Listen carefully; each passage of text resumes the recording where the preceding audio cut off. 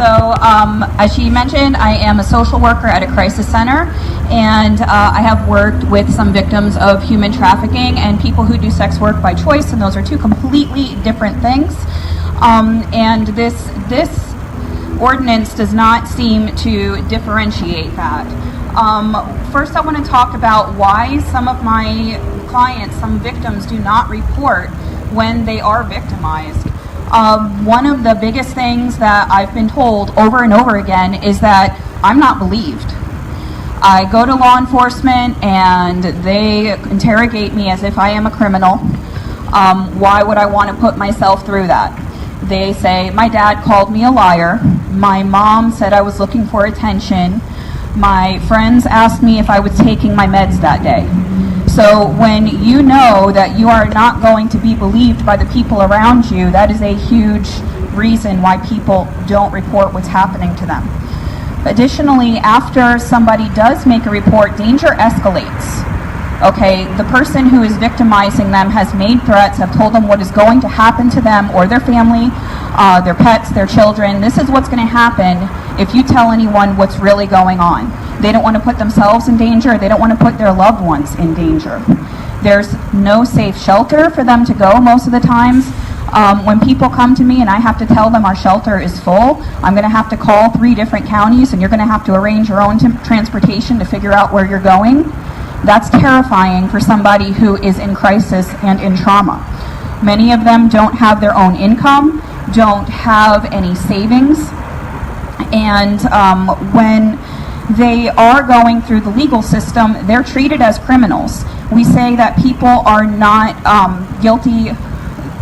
They're not guilty until they're proven guilty. But for a lot of the women who report, they are liars until they're proven honest.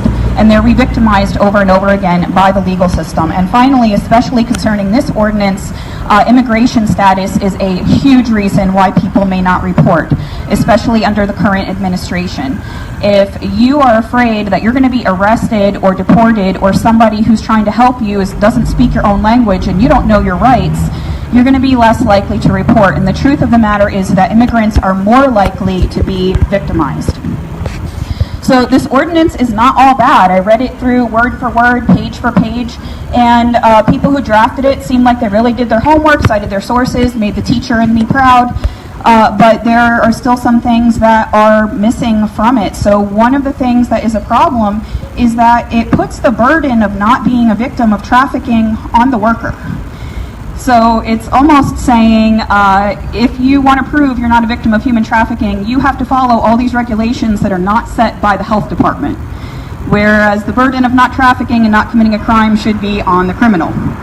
It discourages business. I talked to my fiance last night, who is a licensed massage therapist, and said, what do you think would happen if people knew that there were going to be police raids going on at your place of business? Do you think that would affect the customers coming in? He said that people would most likely not come, and when people are paid by the number of clients they have and not just the hours they work, they can take a huge hit in income. It discourages business in these places. Something else I noticed is that people who are out of compliance could be fined up to $500 or spend time in jail.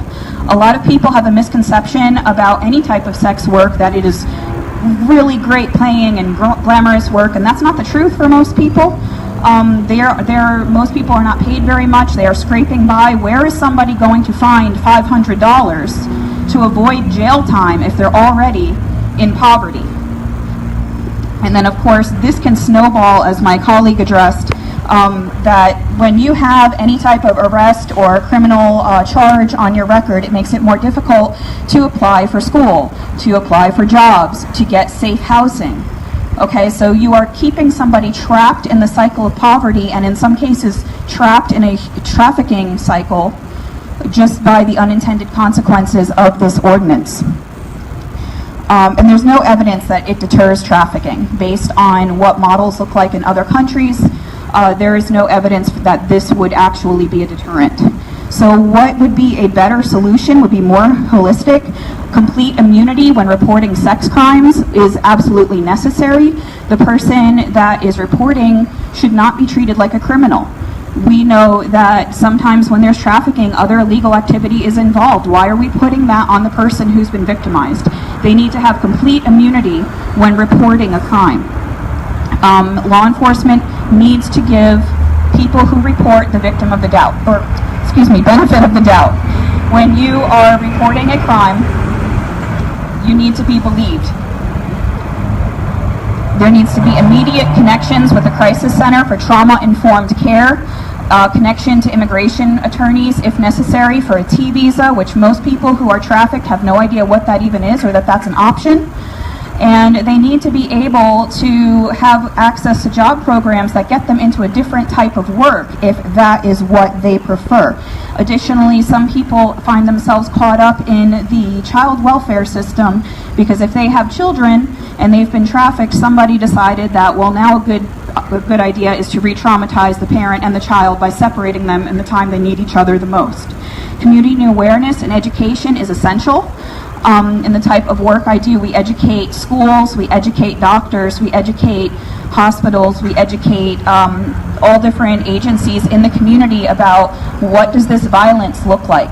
So there needs to be a greater stretch of community awareness campaigns, and frankly, sex work needs to be decriminalized.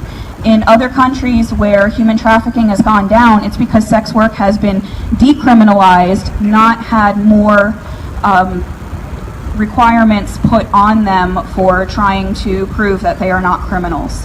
So I would encourage people to look into decriminalization of sex work and how it relates to human trafficking as a problem. Thank you.